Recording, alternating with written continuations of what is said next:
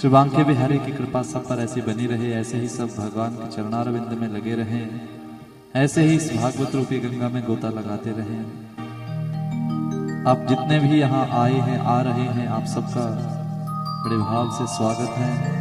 आकर के अपना स्थान ग्रहण करें ताकि कथा में प्रवेश कर सकें।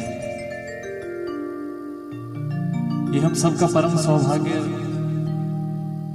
जो हम इन पवित्र दिनों में इस पवित्र पुराण को सुनने जा रहे हैं।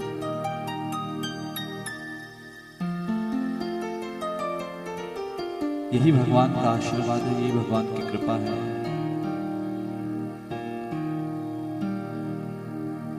श्राद्ध के इस पावन समय में आज तृतीय दिवस की यह कथा, आओ अपने मुखारविंद से नाम का सुमिरन करते हुए उस कथा में प्रवेश करें। आओ अपनी वाणी को पवित्र करते हुए मेरे साथ मिलकर सब गाएंगे।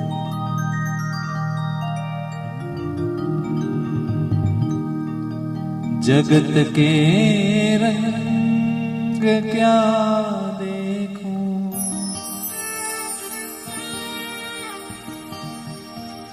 तेरा दीदार काफी है।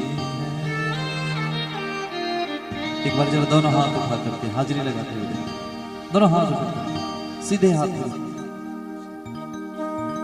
जगत के रंग क्या देखूं, जगत के रंग क्या देखूं, तेरा दीदार काफी है। जगत के रंग क्या देखूं, तेरा दीदार काफी है। क्यों भटकूं गैरों के दर पर, क्यों भटकूं गैरों के दर पर, तेरा दरबार काफी है। जगत के रंग क्या देखूं, तेरा दीदार काफी है।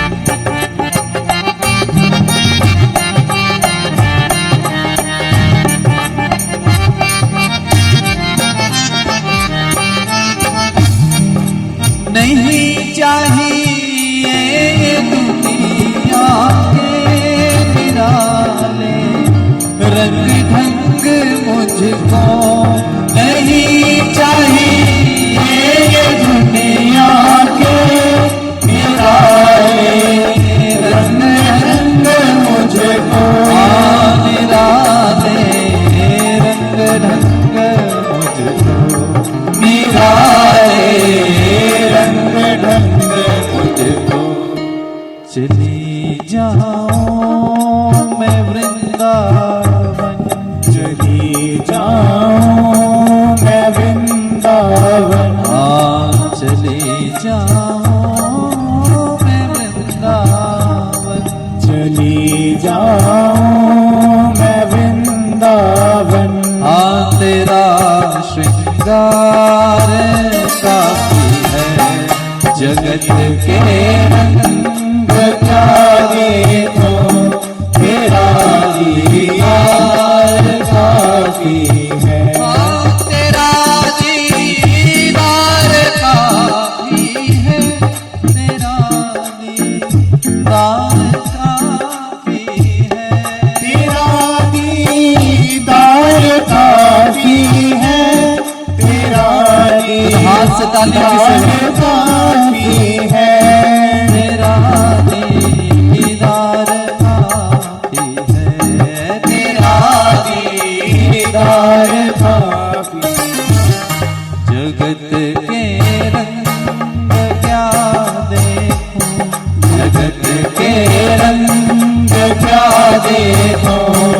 तेरा दीदार काफी है। जगत के रंग का देखो तेरा दीदार हाथ उठा करके जरा हरि बोल।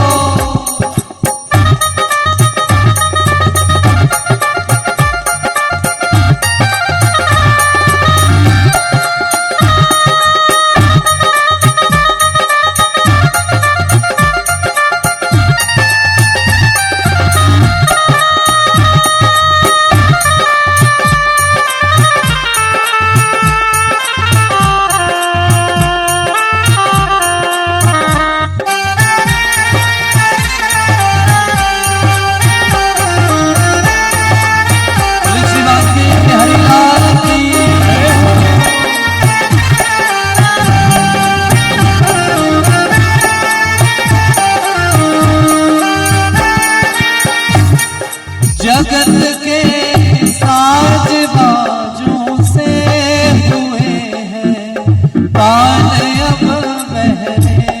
जगत के साज बाजों से हुए हैं तान अब बहरे। हुए हैं तान अब बहरे।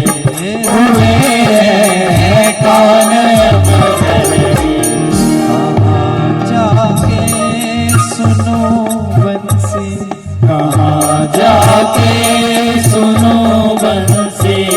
मधुर वो तान गाती है।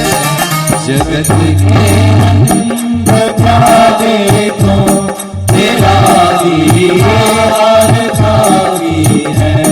यूं भटकूं पैरों के दर पर, यूं भटकूं पैरों के दर पर तेरा दरबार काफी है।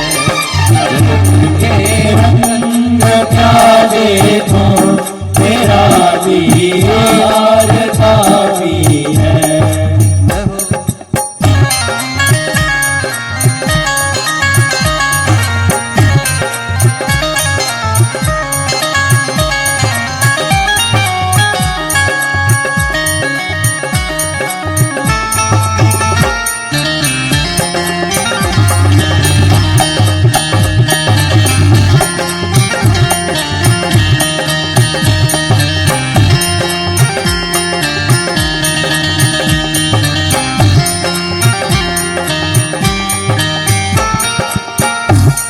जगत के रिश्तेदारों ने बिछाया जाल माया का।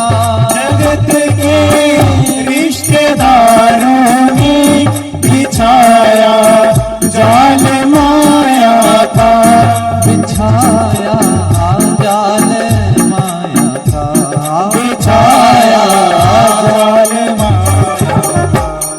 तेरे भक्तों से हो प्रीति, तेरी भक्तों से हो प्रीति। श्याम परिवार काफी है। जगत के रंग क्या देखो तेरा दीदार काफी है। और अब मिलकर सबने क्या बोलना है मेरे साथ? बोलेंगे कि नहीं? बोलेंगे? उठाओ फिर जरा हाथ। हे गोपाल राधा कृष्ण गोविंद गोविंद। गोपाल राधा कृष्ण गोविंद गोविंद। हे गोपाल राधा कृष्ण गोविंद गोविंद। हे गोपाल राधा कृष्ण गोविंद गोविंद। कृष्ण गोविंद गोविंद कृष्ण गोविंद गोविंद। कृष्ण गोविंद गोविंद कृष्ण गोविंद गोविंद। कृष्ण गोविंद गोविंद कृष्ण गोविंद गोविंद। कृष्ण गोविंद गोविंद कृष्ण गोविंद गोविंद। हे गोपाल राधा कृष्ण गोविंद गोविंद। हे गोपाल राधा कृष्ण गोविंद गोविंद। हे गोपाल हे गोपाल हे गोपाल हे गोपाल हे गोपाल हे गोपाल हे गोपाल हे गोपाल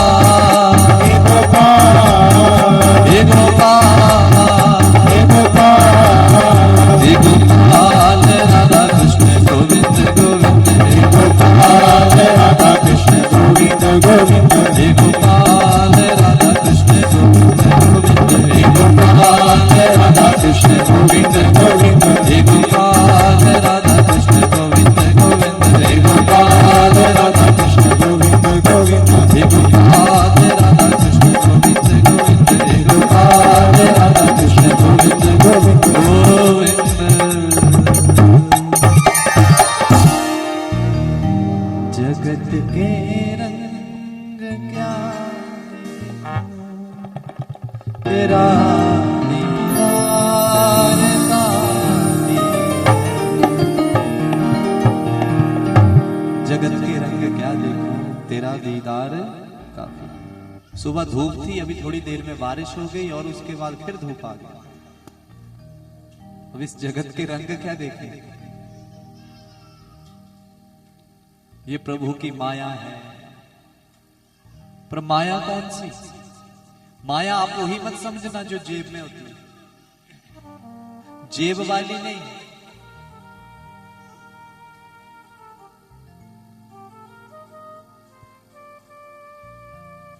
सुखदेव जी महाराज जब उनका जन्म होने लगा तो पहले बोला मायापति से मुझे आशीर्वाद दिला दो तभी मैं बाहर आऊंगा। बोला क्यों? बोला माया ना घेर ले मुझे। अब माया कौन सी? हम सोचते हैं माया बस वो जो पैसे हैं वही माया है, नहीं। अच्छा, जब बच्चा पैदा होता है तो उसे क्या पता कौन सी माया है? गर्भ में तो उसे सब पता होता है कि मेरे साथ ये होने वाला है, ये होगा, ऐसा ही है ना। लेकिन जैसे गर्भ से बाहर आता है, रोने लगता है तो सब भूल जाता है। सब भूलता है कि नहीं? और माया कौन सी पकड़ती है? माया कौन सी है?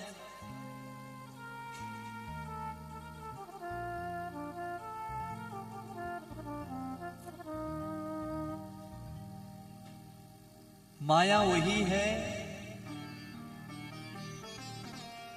जब आप मिलकर के, हाँ ये भी ख्याल रखना पड़ेगा, ये नहीं ऐसी माया माया करते रह गए, इधर माया खत्म है ना। इन्होंने भी अपना काम पूरा ही करना, असी अपना करना।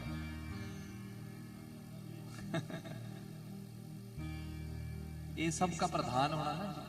ये जायजा लेने आया कि है कोई स्कोप। इधर नहीं पता कि आर्मी के बंदे बैठे हैं। बोलो राधे राधे। चलो, सबका अपना अपना कर्म है, ये अपना काम करना। तो बात माया की चली। बच्चा पैदा हुआ तो रोने लगा, सब भूल गया। देखो, बच्चा पैदा होते ही अपनी संस्कृति नहीं भूलता, लेकिन उसको संस्कृति भुलाने वाले कौन है? हम। बच्चा पैदा होता है, जब बोलने लगता है तो सबसे पहले कौन सा शब्द निकालता है? जोर से बोलो। अच्छा, बच्चा भूला अपनी संस्कृति, लेकिन भुलाई किसने? पहला शब्द जब वो मां उच्चारण करता है, लेकिन हम क्या सिखाते हैं उसे कि मां नहीं बोलना। क्या बोलना है? क्या बोलना है? जोर से बोलो। देखो, मां जोर से बोला, मम्मी नहीं बोलना। मोम, मोम, मम्मी। बच्चे ने मां ही बोला, संस्कृति उसकी पूरी है, आपके संस्कार उसमें भर गए। पर हम कौन से संस्कार डाल रहे हैं? भाई मम्मी बोलना है। संस्कार उस बच्चे में वही हैं जो आपकी पीढ़ी दर पीढ़ी चले आ रहे हैं, पर संस्कार अब उनको गलत कौन भर रहे हैं? हम। कि लोग क्या कहेंगे, 4 लोग बातें करेंगे। अच्छा, आज तक वो 4 लोग मुझे मिले ही नहीं। बोलते लोग यही है, भाई 4 लोग क्या बोलेंगे, और वो 4 लोगों का पता है नहीं कि हैं कौन से। अरे लोगों का काम बोलना है, वो तो बोलते रहेंगे। लोगों का काम तो बोलना है। इसलिए आप अपना कर्म करो, कर्म प्रधान है। ज्ञान पूर्वक आप कर्म करते जाओ। और ये भगवान की लीलाएं जो है ना, इन्हें कोई समझ नहीं पाया। जो समझ गया उसने सब कुछ पा लिया। परीक्षित को शापित कर दिया गया। परीक्षित हरिद्वार जाकर के पूछ रहा है, महाराज म्रियमाण किम कर्तव्यम। क्या पूछ रहा है? म्रियमाण किम कर्तव्यम। महाराज, इसकी मृत्यु निकट हो उसे क्या करना चाहिए? जिसकी मृत्यु निकट हो उसे क्या करना चाहिए? सुखदेव जी कहते हैं, अरे बैठने तो दे। बोला महाराज, आप तो जहां तक मैंने सुना है, आप उतनी देर बैठते हैं एक स्थान पर जितनी देर में गाय दोहता है आदमी। कितनी देर लगती है गाय का दोहन करने में? बताओ माताओं, मुझे नहीं पता, आपको पता होगा। कितनी देर लगती है? 10-15 मिनट लगते हैं। तो बस इतनी देर बैठते हैं सुखदेव जी एक स्थान पर। अगर बोला प्रश्न कोई ऐसा हो, अब जब तक उसका जवाब नहीं दिया जाए तब तक आप जा नहीं सकते। बोलो राधे राधे। बोला म्रियमाण किम कर्तव्यम, बोला सुनो। जैसे ही बैठे, बोला जिसकी मृत्यु निकट हो उसे क्या करना चाहिए? बोला उसे शरणागत हो जाना चाहिए। किसके? भगवान के। बोला वो कैसे? बोला सब कुछ छोड़ छाड़ के भगवान के शरणागत हो जाओ कि भगवान मैं तेरा ही हूं, मैं तेरा ही हूं। भगवान श्री कृष्ण ने गीता का उपदेश किसको दिया? अर्जुन को। किसको दिया? अर्जुन ने सारी गीता सुनी, बस थोड़ी सी रह गई सुनाने को। भगवान ने बोला पूछ तो लूं, इसने कुछ समझा या नहीं? अर्जुन को पूछ लिया भगवान ने। अर्जुन कुछ समझ आया तो अर्जुन ने पूरी ना कर दी, बोला नहीं। तो भगवान ने सिर पे हाथ रखा, बोला सारी गीता तो सुना दी इसको, अभी तक कुछ समझ ही नहीं आया। तो जो लास्ट अध्याय सुनाने लगे, 18 अध्यायों में 18वां अध्याय सुनाने लगे, तो भगवान ने बोला कि तू मुझ पर विश्वास कितना करता है? बोला खुद से भी ज्यादा मारा। क्या कर सकता है मेरे लिए? अरे सब कुछ कर सकता हूं महाराज। अब इसका भाव मतलब क्या हुआ? भगवान को पता लग गया, इसे चाहे कुछ समझ आए चाहे ना, लेकिन ये मेरे प्रति पूर्ण रूप से समर्पित है। बोला चल मेरे शरणागत हो जा। क्या हो जा? मेरे शरणागत हो जा। जब भगवान की उसने शरणागति प्राप्त कर ली तो फिर आपको पता ही है, जीत गया या हार गया? बोलो, जीत गया। तो भगवान की शरणागति, बोला भगवान की शरणागति प्राप्त कर लो, भगवान के प्रति नतमस्तक हो जाओ कि भगवान देखो मरना तो सबने है, तो इसीलिए पहले ही शरणागत हो जाओ। बोला अच्छा महाराज शरणागत हो गए, फिर क्या करना है? बोला तस्माद भारत सर्वात्मा भगवान ईश्वरो हरि श्रोतव्य कीर्तितव्यश्च स्मर्तव्यश्च।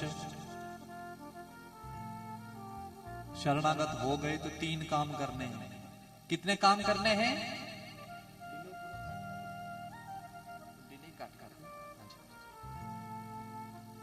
श्री राधे। 3 काम करने हैं भगवान के शरणागत होकर के। 3 काम कौन? श्रोतव्य, सबसे पहला कार्य सुनना। सबसे पहला कार्य ये सुनना ही बड़ा होगा। अपने से बड़ा कोई उपदेश करने लग पड़े तो मन करते कब चुप होगा। आपने गलती कर दी और उस गलती को सुधारने के लिए कोई बोलने लग पड़े तो कितना क्रोध आता है कि नहीं? इसलिए पहली बोला जब शरणागत हो जाएंगे भगवान के तो पहला कार्य श्रोतव्य, सुनना। कथा सुनने आए तो सबसे पहले क्या करना है? सुनना है। क्या करना है? बोला महाराज बिल्कुल, ये तो सुन तो हम बिल्कुल लेंगे। बोला बस पहले सुनना है। बोला फिर? बोला दूसरा काम क्या करना है? सुनाना। क्या करना है? श्रोतव्य, फिर कीर्तितव्य, बखान करना है जिसके बारे में सुना है। भगवान श्री कृष्ण की कथा सुनी है तो जाके कृष्ण के बारे में किसी को सुना दो। बोला आज मैं कथा में गई थी, ऐसा होगा? होगा इधर? आज करेंगे ऐसे? किसको सुनाएंगे? पति को पकड़ लो आज, सुनो जी, बोल चाय भी बनाती हूं मैं, कथा भी सुनो। ऐसे हो सकता है? कोशिश करते हैं ना। तो पहले जो कथा सुनी उसको सुनो, उसके बाद जाकर के उसी कथा को सुना दो किसी को। इससे क्या होगा?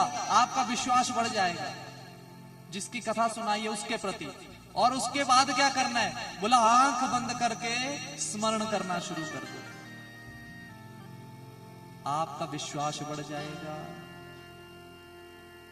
पर उधर से प्रश्न आ गया कि महाराज स्मरण कैसे करें? सुन तो हम लेंगे, सुना भी किसी को देंगे, पर जब स्मरण करने बैठते हैं तो नींद आ जाती है। जब भी माला पकड़ते हैं तो नींद आ जाती है, और जब भी भगवान के मंदिर में जाकर के भक्ति करने लगते हैं तो दिमाग जो है कहीं और चला जाता है, मन कहीं और बैठा होता है, और उसी समय ख्यालात भी कुछ और आता है। वैसे कभी नहीं आएंगे, लेकिन जब भगवान के मंदिर में या माला पकड़कर बैठे तो या तो नींद आएगी या तो ख्यालात कुछ और होंगे। बोला इसके लिए भी उपाय बताया। बोला 4 कर्म फिर और करने पड़ेंगे आपको। 4 कर्म कौन से?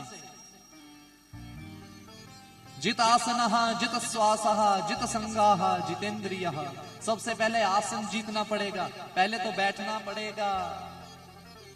आज हम 10 मिनट से ज्यादा नहीं बैठ सकते, लेकिन रोज आदत डालनी पड़ेगी। सबसे पहला कर्म जो करना है, जित आसना, आसन जीतना पड़ेगा।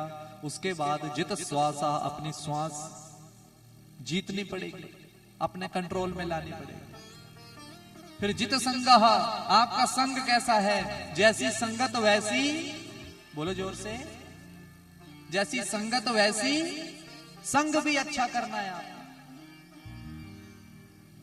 और उसके बाद जितेंद्रिय, अपनी इंद्रियों पर कंट्रोल करना है। ये नहीं भाई आंख ने जो चीज देखी वही खरीदनी है।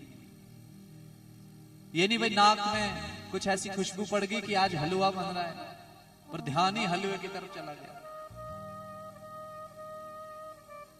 तो ये चीजें सारी ध्यान में रखनी पड़ेंगी हम सबको। ये 4 चीजें यदि करना शुरू कर दें तो आप भगवान के हो जाएंगे। किसके हो जाएंगे? भगवान के हो जाएंगे। बोला और बता, और क्या सुनना है तुझे? बोला बस महाराज सुनना क्या, आप पूरी तरह से बताओ ना सब कुछ। आप जीवन में एक बार भगवान के हो जाइए, फिर देखिए कमाल।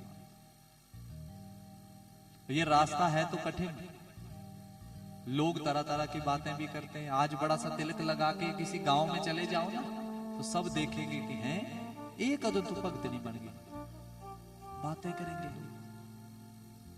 पर बातें उसी की होती है जिसमें कोई क्वालिटी होती है। मीरा थी ना, कब घर को छोड़ के चली गई उसे खुद भी पता नहीं लगा। भगवान की लीलाएं हैं, इन लीलाओं को यदि आप समझ गए तो सब कुछ। दोष तो हम भगवान को देते हैं, हे भगवान ऐसा कर दिया तूने, ऐसा कर दिया। अरे जो भी किया कल्याण के लिए किया।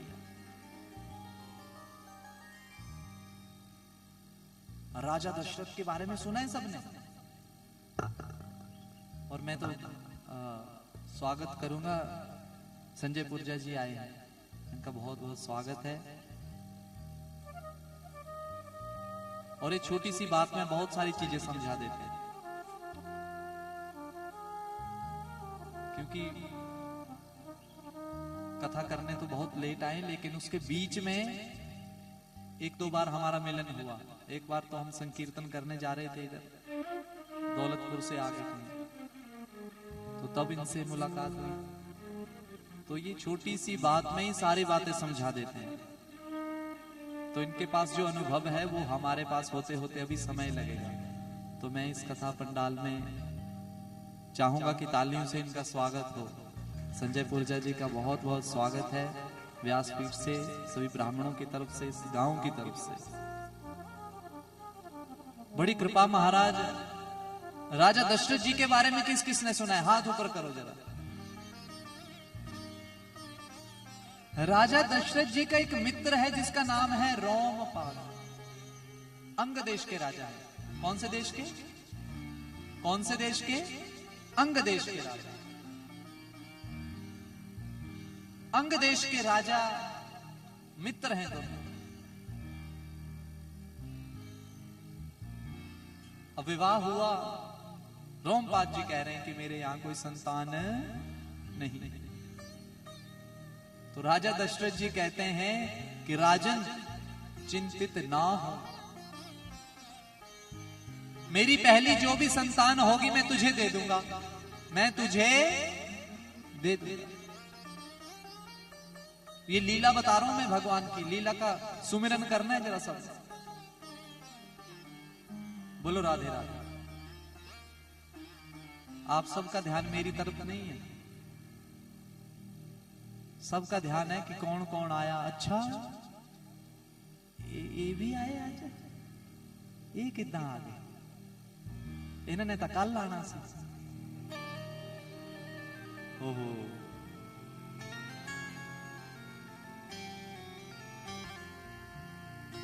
और हमारे पास बातें होती नहीं, ये जरूर होती। बोलो राधे राधे। हाँ, अब इनको बैठने देते हैं ना, फिर करते हैं शुरू।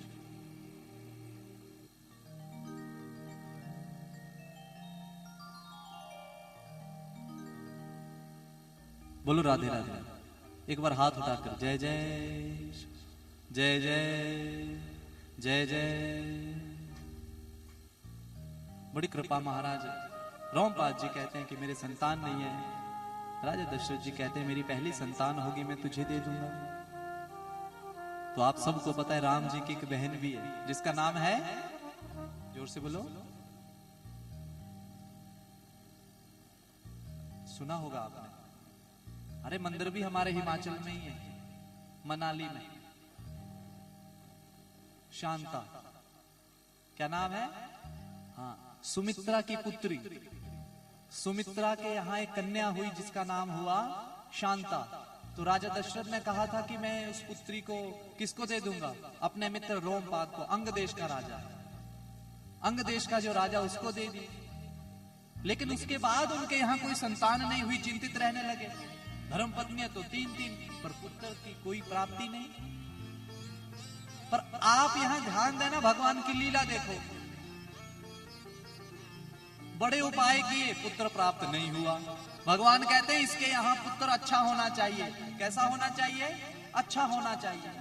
अब पुत्र अच्छा कैसे हो? या तो अनुष्ठान करो घर पे, या तो धर्म पत्नी क्या करे, 24 घंटे क्या करे, भागवत जी को पढ़ती रहे, अच्छे अनुष्ठान में बैठी रहे, अच्छी किताबें पढ़ती रहे। आजकल होगा ऐसे? आजकल क्या देखेगी? इंस्टाग्राम देखेगी, फेसबुक देखेगी, यूट्यूब देखेगी, यही देखेगी। कहां भागवत सुनो?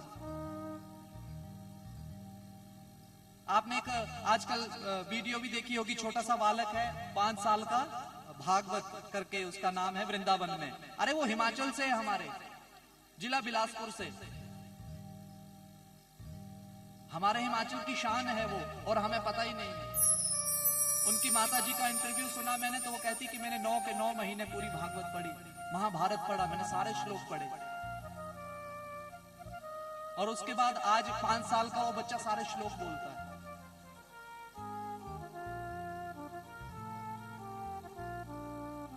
विदेश वाले हमें फॉलो कर रहे हैं। विदेशों में बड़े बड़े इंस्टीट्यूट खुल गए। वो कहते हैं कि आपका बच्चा अगर गर्भ में है, क्या बनाना है हमें कहो, हम बना देंगे, गर्भ नहीं। क्यों? क्योंकि उन्होंने सुना है कि अभिमन्यु ने सब कुछ पेट में ही सुन लिया। तो वो क्या करते हैं? आप बोलेंगे जी हमने अपना बच्चा डॉक्टर बनाना है, तो इंस्टीट्यूट वाले क्या करते हैं? उस बच्चे की माँ को डॉक्टरों के पास बिठा देते हैं कि डॉक्टरों की बातें सुनता रहे ये बच्चा।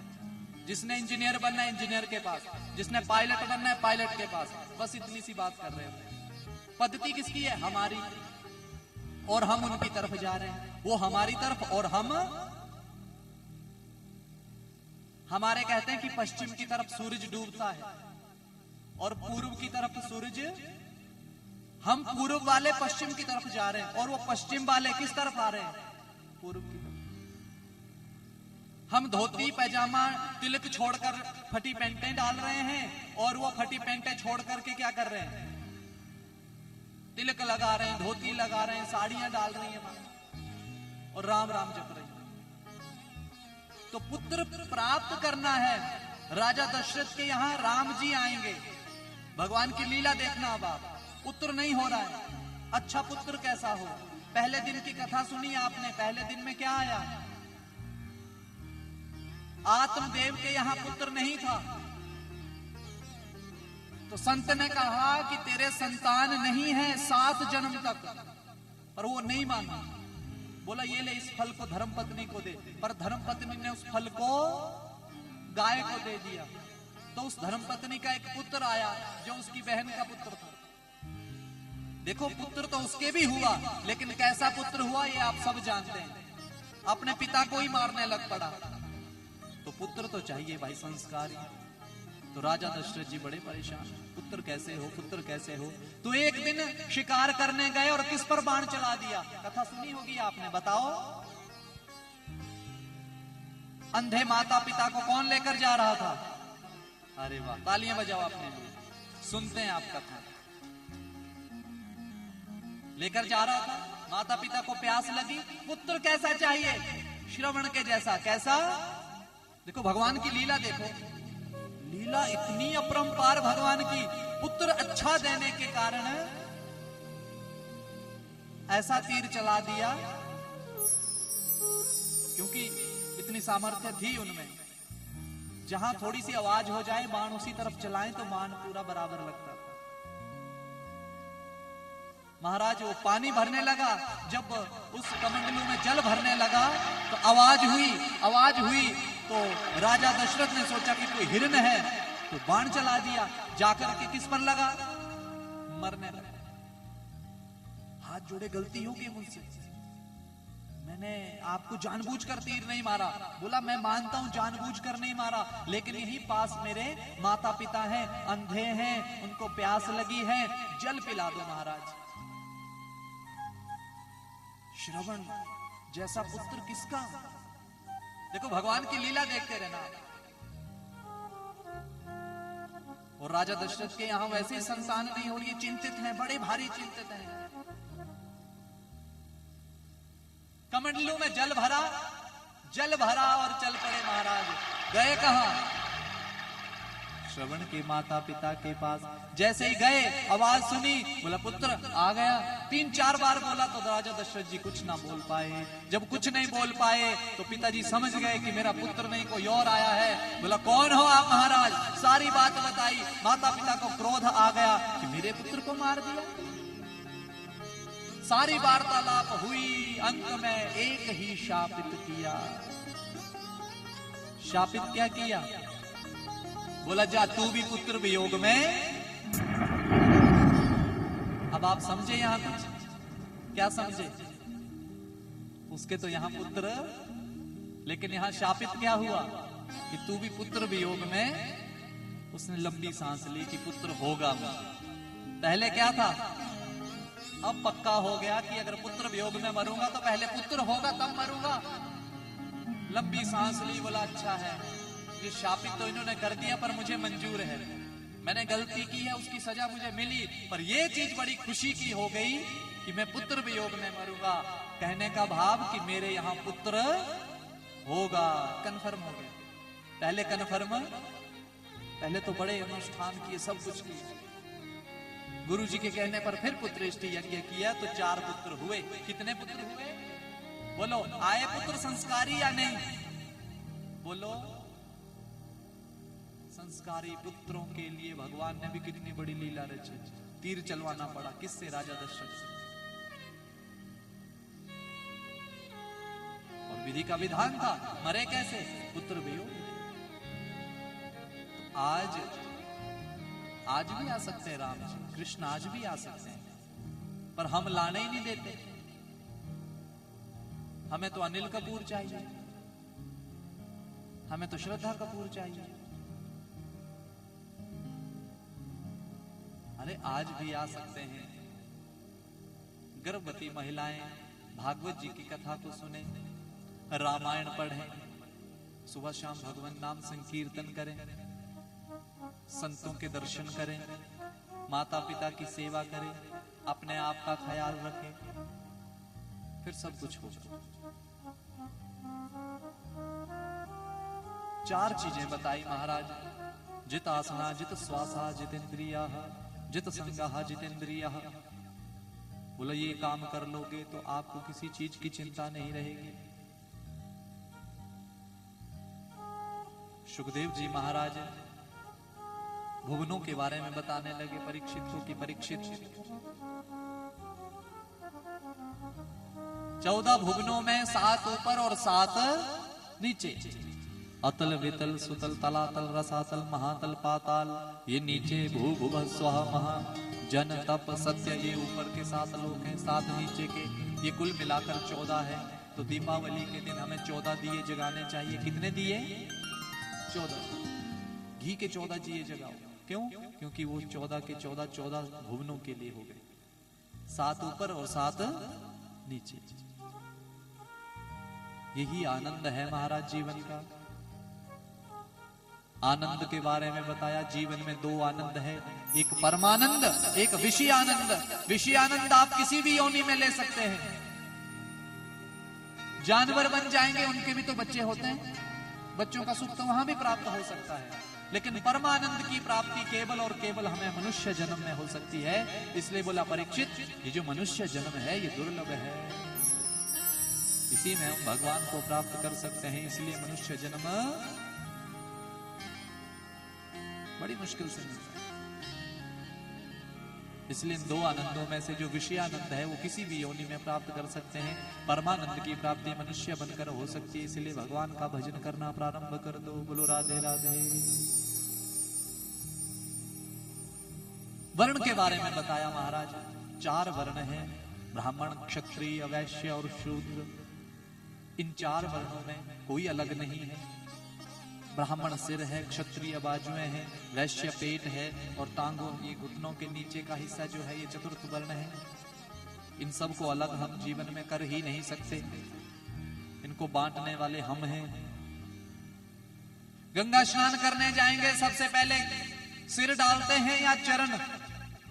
जोर से बोलो, ऐसा क्यों? अगर हमारे भाव आ जाए कि हम ब्राह्मण हैं, क्षत्रिय हैं, वैश्य हैं, चतुर्थ वर्ण हैं, ये भाव नहीं आना चाहिए मन में। वर्ण व्यवस्था बड़ी सुंदर बनाई है हमने, ग्रंथों में बड़ी सुंदर वर्ण व्यवस्था है। इस व्यवस्था को खराब करने वाले कौन है?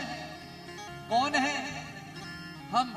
अगर हम कहेंगे कि चतुर्थ वर्ण हमारे पास ना आए, तो आपको कथा तक लेकर कौन आया है? सच बोलना।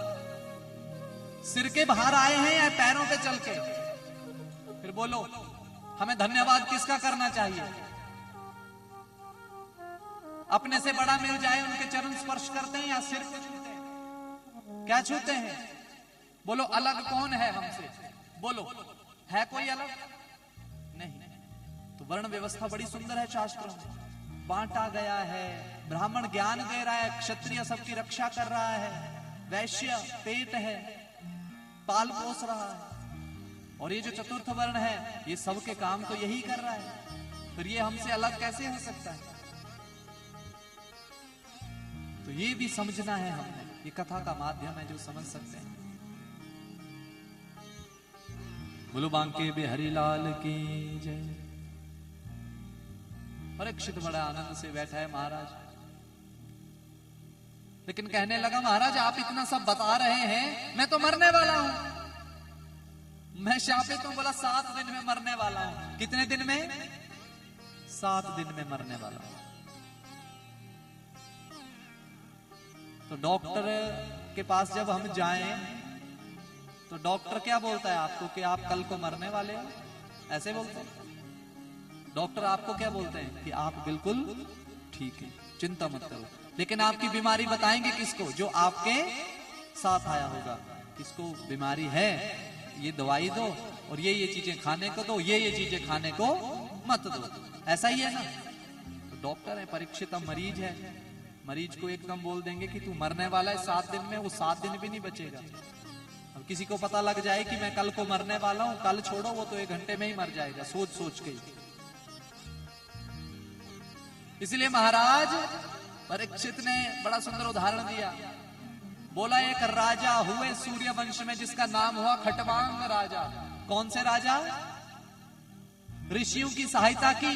जब ऋषि मुनियों की सहायता की, उन ऋषि मुनियों की सहायता की, ऋषि मुनि कहते हैं कि राजन आपने हमारी सहायता की है, मांगो क्या मांगते हो? राजा कहते हैं कि मुझे किस चीज की कमी है, मेरे पास तो सब कुछ है, मुझे कुछ नहीं चाहिए। नहीं, बोला फिर भी अच्छा, बोला महाराज आप देना चाहते हो तो एक चीज दो। बोला क्या? बोला ये बताओ कि मैं मरने वाला कब हूं। ऋषियों ने मंथन किया, बोला तू एक मुहूर्त में मरने वाला है, अर्थात 45 मिनट में तू मरने वाला है। राजा ने उसी समय तीर कमान छोड़ा और अपना कल्याण करने के लिए चल पड़ा। उस 45 मिनट में अपना पूरा कल्याण कर लिया। जो दान करना था दान कर दिया, जो अनुष्ठान करना था सब कुछ कर दिया, निवृत्त हो गया। 45 मिनट में अपना कल्याण कर लिया। राजा परीक्षित ने जब ये कथा सुनी तो बड़े आनंदित हुए। अरे बोला 45 मिनट में अगर आदमी अपना कल्याण कर सकता है, तेरे पास कितने दिन हैं? तो राजा परीक्षित थोड़ा और तंदुरुस्त होकर बैठे कि अरे मेरे पास तो 7 दिन है। अगर वो 45 मिनट में अपना कल्याण कर सकता है तो मैं 7 दिन में क्यों नहीं कर सकता? कितने दिन है हमारे पास? 7 दिन। कितने? 8वां नहीं है, इसलिए 7 दिन जो हैं कल्याण में बना लो। बोलो राधे राधे।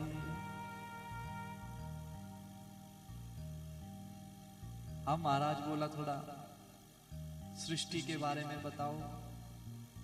मैंने आपको पहले दिन बताया था कि 3 संवाद हैं भागवत जी में। पहला संवाद सूत जी कथा सुना रहे हैं शौनक आदि ऋषियों को। दूसरा संवाद शुकदेव जी सुना रहे हैं परीक्षित को कथा। तीसरा संवाद मैत्रेय मुनि जी सुना रहे हैं विदुर जी को कथा। ये 3 संवाद हैं। पर कथा शुरू हुई थी, सूत जी किसको सुना रहे हैं कथा? शौनक आदि ऋषियों। तो सूत जी सभी को बता रहे हैं कि इसमें इतने संवाद हैं आगे,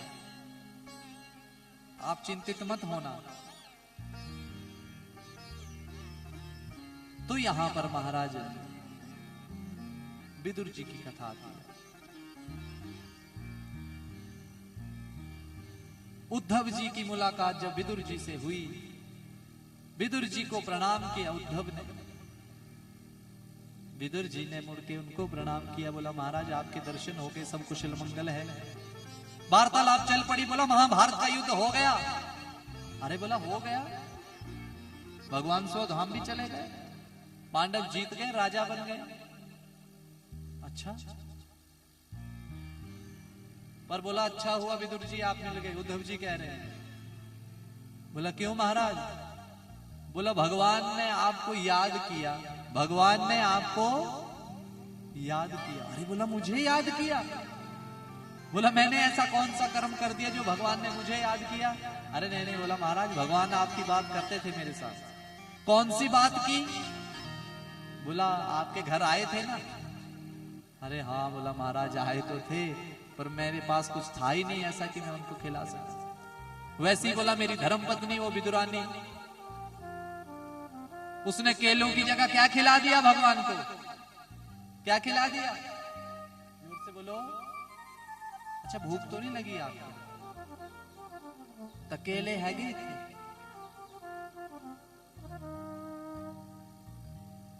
थोड़ा तंदुरुस्ती में जवाब दो जरा, मुझे ऐसे लग रहे हैं सुस्त सुस्त से। पैदल आए होंगे ना, थक गए। कल मैं भी गया सैर करने। ये है ना ऐसे एक परिक्रमा ऐसे करके, है ना? कितने किलोमीटर है? 3.5 किलोमीटर। वो महाराज चले तो गए, ऊर्जा जी चले तो गए, पर वो मुक्के ही ना, वो ना मुक्के। ਜਿਹੜੇ ਲੈ ਕੇ ਗਏ ਸੀ ਇਹ ਕਹਿਣਾ ਬਸ ਆ ਗਏ ਇੱਕ ਮੋੜ, ਉਹ ਇੱਕ ਮੋੜ ਤੇ ਬਾਅਦ ਹੋਰ ਚੜਾਈ ਹੈ। मैं क्या फोन करो शुभम नु की गड्डी गुड्डी लेके आए, भरा मेरा लेके जावे साथ। बड़ी मुश्किल से पहुंचे। अब नहीं जाएंगे, अब यहां से वहां तक ही जाएंगे बस। अब आदत नहीं रही ना चलने की जी, हैं पहाड़ी हैं हम। हमारा घर तो सड़क से भी ऊपर जाके, हमारा तो चलना बिल्कुल था। अब घर जाते साल में एक आधी बार, वो भी थोड़ी देर चलते हैं फिर वापस आ जाते हैं। तो अब चलने की आदतें नहीं रही, तो चलना भी बड़ा जरूरी है। तो महाराज ये जो कथा है ये कोई ऐसी कथा नहीं है, बिल्कुल समझ आ जाएगी आपको। थोड़ा सा आपको समय देना पड़ेगा बस। अब जब यहां आ गए हैं तो अब समय ही समय दो। हमारे पास केवल 3 और 3.5 घंटे होते हैं। अगर टाइम ही पास करना होगा तो मैंने 6 भजन गा देने, आपने तालियां बजा के चले जाना, अगर फिर कोई बात ही नहीं लेकर गए तो फिर क्या फायदा। एक बात रोज लेकर जाया करो, अच्छी बात एक रोज लेकर जाया करो, उसको अपने जीवन में उतारा करो। आप सब में से 2 आदमी भी अच्छे से अच्छे हो जाएंगे तो कथा सार्थक हो जाएगी। मैं तो कहता हूं सब ऐसे हो जाएं। देखो चिंता सबके पास है, दुख किसके पास नहीं है, सबके पास है। घर में कोई ना कोई ऐसा कार्य सबके है। अगर किसी को एक दूसरे का दुख सुनाने लगे तो अगले को लगेगा कि इसका दुख बड़ा है, इसका दुख बड़ा है। सब लोग सोचते हैं कि मैं दुखी हूं। मैं कहता हूं कि जितना दुखी मैं हूं उतना कोई है ही नहीं। लेकिन विश्वास किस पर है? प्रभु पर, कि करने वाला यही है, हम करने वाले कोई नहीं, यही करने वाला है, करे करावे आप तो आप। तो महाराज उद्धव जी ने कहा, विदुर जी, भगवान ने कहा कि मैत्रेय मुनि के पास चले जाना, वो आपको सारी बातें सुना देंगे। विदुर जी ने प्रणाम किया उद्धव को, मैत्रेय मुनि के पास गए, हरिद्वार की ओर गए, मैत्रेय मुनि जी से मिले, प्रणाम किया। तो भगवान की सृष्टि के बारे में पूछने लगे कि महाराज सारे विस्तार से सुनाओ। सुखदेव जी कहते हैं, परीक्षित अब आप भी सुनो।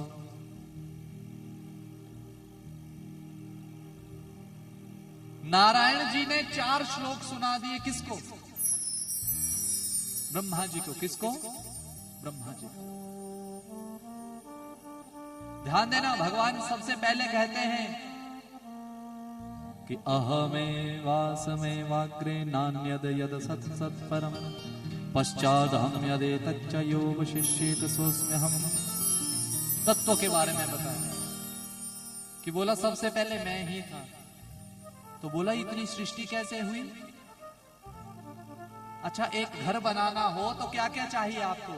पहले जमीन चाहिए, फिर नींव पत्थर खोदते हैं, फिर उसमें ईंट रखते हैं, सीमेंट डालते हैं, सरिया डालते हैं। ऐसा ही है ना सब कुछ। औजार भी चाहिए, मिस्त्री भी चाहिए, मिस्त्री के लिए हेल्पर भी चाहिए। बोला इतना सारा कहां से आया? तो भगवान तत्व समझा रहे हैं। समझना आप भी इस बात को। भगवान कहते पहले मैं ही आया, मैं ही ईंट बन गया, मैं ही रेत बन गया, मैं ही बजरी बन गया, मैं ही सीमेंट बन गया, मैं ही सरिया, मैं ही मिस्त्री, मैं ही हेल्पर। जो मिस्त्री के पास कार्य करने के लिए सामान है वो भी मैं। मतलब हर प्रकार से मैं ही मैं हुआ। पानी का गिलास आप फ्रिज के ऊपर वाले हिस्से में रख दो तो पानी का क्या बन जाएगा? जोर से बोलो। अगर वही बर्फ बाहर रख दो तो क्या बन जाएगा? तो बात एक ही है, वही पानी बर्फ है, वही बर्फ क्या है? तो यहां है कुछ चिंता वाली बात? तत्व एक ही है, जिसको हम साकार भी कह रहे हैं और निराकार भी। साकार चाहिए तो शिवलिंग के सामने भोले बाबा जी बैठे होते हैं। निराकार चाहिए तो शिवलिंग को देख लो। लेकिन दोनों क्या है? एक ही।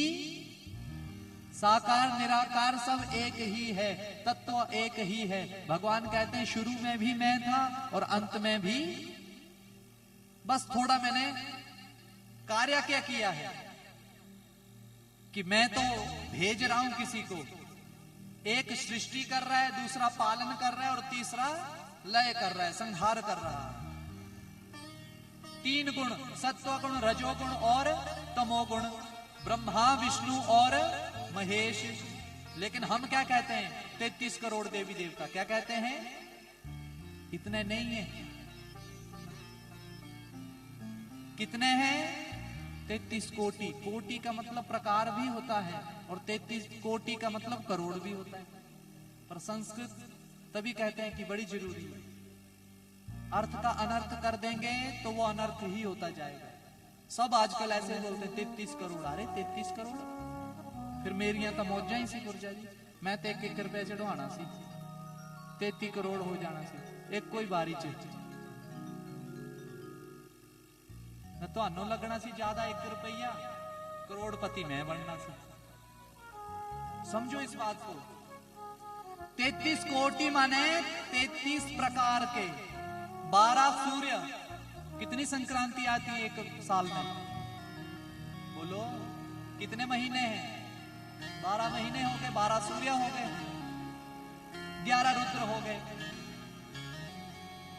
हम भोग लगाते हैं भगवान को, प्राण है स्वाहा, अपान है स्वाहा, व्यान है स्वाहा, उदान है स्वाहा, समान है स्वाहा। साइंस भी यही कह रही है कि हमारे शरीर में यही तो वायु है। प्राण, अपान, व्यान, उदान, समान, क्रिकल, देवदत्त इत्यादि ये 10 है, और एक मन, आत्मा जिसको हम कह देते हैं, वो 11। 12 और 11 कितना हुआ? 23। 8 वसु, पृथ्वी, जल, तेज, वायु, आकाश 5, पृथ्वी, सूर्य, तारे और चंद्रमा, ये 8 वसु। इंद्र और प्रजापति कितने हो गए? 23 और 8, गिनो जल्दी। और इंद्र और प्रजापति 33 हो गए। इन 33 प्रकार के देवताओं को कंट्रोल करने वाले 3, सत्वगुण, रजोगुण और तमोगुण, अर्थात ब्रह्मा, विष्णु और महेश। अब ध्यान देना, सृष्टि का क्रम है। मैंने आपको पहले बोला 28वां कलयुग है ये। कितनवां? अब हम सोचते हैं कि बराह भगवान कब आए? ये सतयुग में आए। राम जी त्रेता में आए, कृष्ण जी द्वापर में आए। लेकिन सतयुग में अगर बराह भगवान आए, अरे सतयुग भी तो 28 बार चला गया है ना। तो यहां आप जिन भगवानों की कथा सुनते हैं कि भाई एक बार वराह भगवान आए, कूर्म भगवान आए, मत्स्य अवतार हुआ, हयग्रीव अवतार हुआ, ये सारे अवतार कब आए? अरे कितनी बार सतयुग चला गया? 27 बार कलयुग चला गया, ये 28वां है। तभी तो हमें पता है कि कलयुग के अंतिम चरण में कल्कि भगवान आएंगे। कौन भगवान आएंगे? भगवान के 24 अवतारों में 24वां अवतार कल्कि भगवान आकर के वही सतयुग की स्थापना करेंगे। अंतिम चरण कलयुग का जब चलेगा, ध्यान देना, 12वें स्कंद में आपको कथा आएगी अंतिम दिन। पर थोड़ा सा अभी सुन लो। 8 साल की कन्या दादी बन जाएगी। कितने साल की? दादी। 8 साल की कन्या दादी हो जाएगी। तो कैसा कलयुग होगा बोलो? सोच के हमारे इधर होश उड़ जाते हैं। ये कलयुग, ये ब्रह्मा विष्णु महेश जब सबको कंट्रोल कर रहे हैं, तो ब्रह्मा विष्णु महेश भी सोच रहे हैं कि हमको कंट्रोल कौन कर रहा है? ऐसी कौन सी शक्ति है जो हमें कंट्रोल कर रही है? नारायण जब सोए थे तो उनके कान से 2 दैत्य निकले, उनके मैल से, कान के मैल से, मधु और कैटभ। ब्रह्मा जी को ही मारने दो। तो ब्रह्मा जी नारायण को जगाने लगे, बोला बचाओ। अब नारायण योग निद्रा में। निद्रा कौन है? भगवती साक्षात। हमने तो यही समझ नहीं आता कि इन सब में बड़ा कौन है, ब्रह्मा जी बड़े या विष्णु जी बड़े?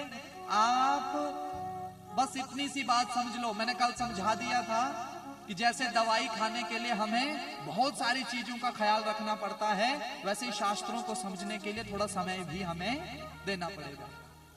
समझने की कोई बड़ी बात नहीं। शिव पुराण सुनो तो शिव जी बड़े होंगे, ब्रह्म पुराण सुनो तो ब्रह्मा जी बड़े होंगे, भागवत जी सुनो तो कृष्ण जी बड़े होंगे, देवी की कथा सुनो तो देवी जी बड़े होंगे। पर एक गूढ़ रहस्य सुन लो ध्यान से, बड़े कौन है? योग निद्रा ने जब योग निद्रा नारायण को छोड़ के बाहर निकली तो नारायण उठे, लेकिन जकड़ के किसने रखा था?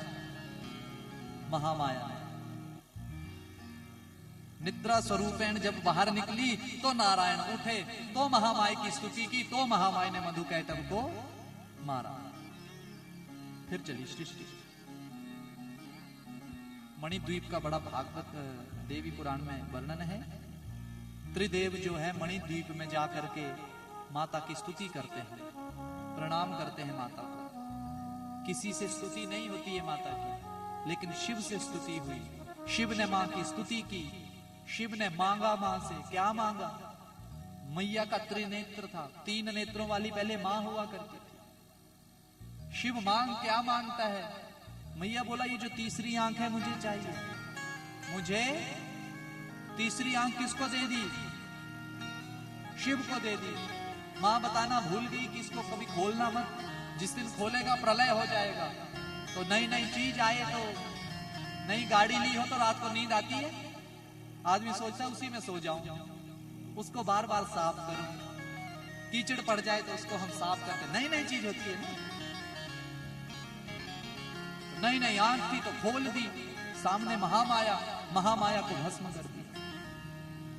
जो राख बन गई, राख उठाई, त्रिदेवों ने क्या किया, उस राख के 3 पिंड बनाए। एक पिंड में से जो ब्रह्मा जी के पास पिंड था, वहां से ब्रह्माणी उत्पन्न हुई, रुद्र से रुद्राणी उत्पन्न हुई, और विष्णु से कमला रानी उत्पन्न हुई। आरती गाते हैं आप, क्या बोलते हैं उस लाइन में?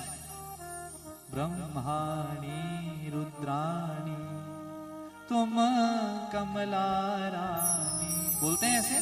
तो ये 3 देवियां आई। देखो सृष्टि कितनी सुंदर चल पड़ी, महामाया ने कितना सुंदर कार्य कर दिया। माँ ने बोला कि मैं भी तो अब आगे बढ़ूं ना, सृष्टि तो बढ़ेगी आगे, कैसे बढ़ेगी, ऐसे ही चलेगी।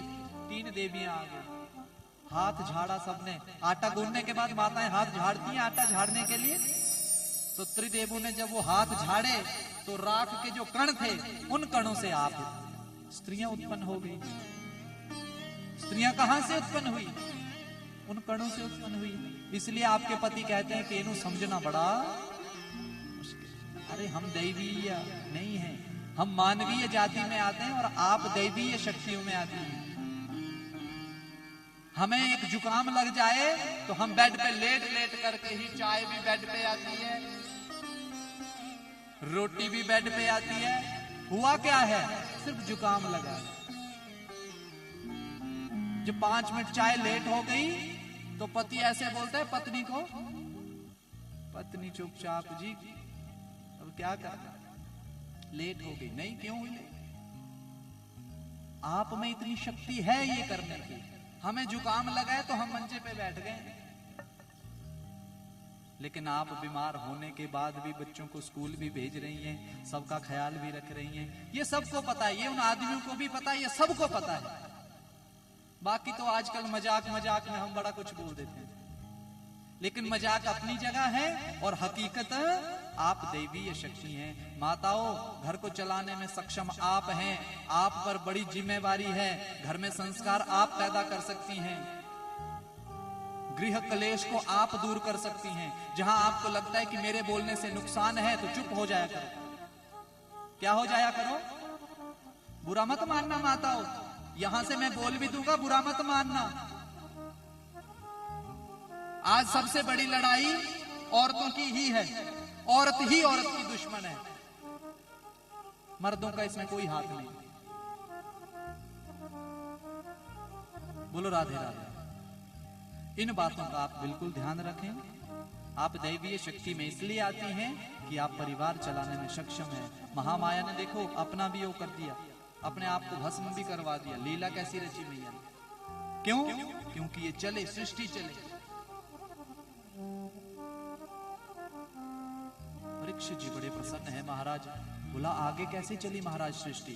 बोला सृष्टि कैसे चली? बस ये त्रिदेव हैं। यह नारायण की कथा चली है तो नारायण के नाभि कमल से कौन उपजे? ब्रह्मा जी। कौन उपजे?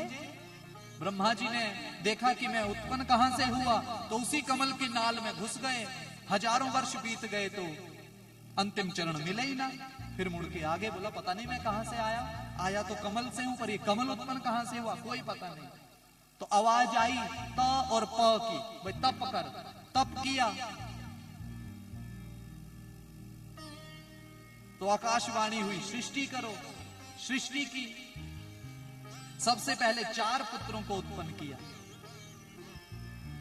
सनक, सनंदन, सनातन और सनत कुमार, ये भी भगवान नारायण के ही अवतार हैं।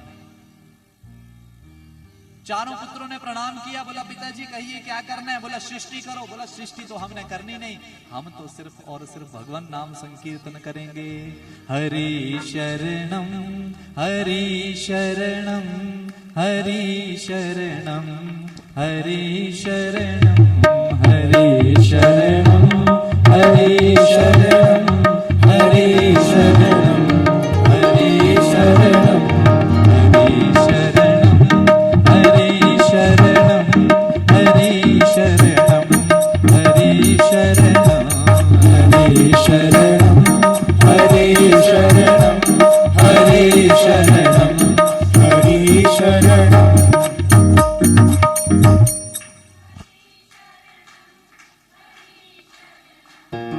क्या बात है। बस यही भजन गाने लगे, पिताजी को क्रोध आ गया कि मैंने तो सृष्टि करने को बोला, ये हरि शरणम करने लग पड़े, ये तो भगवान के भक्त बन गए, अब क्या करूं। क्रोध आ गया, जैसे क्रोध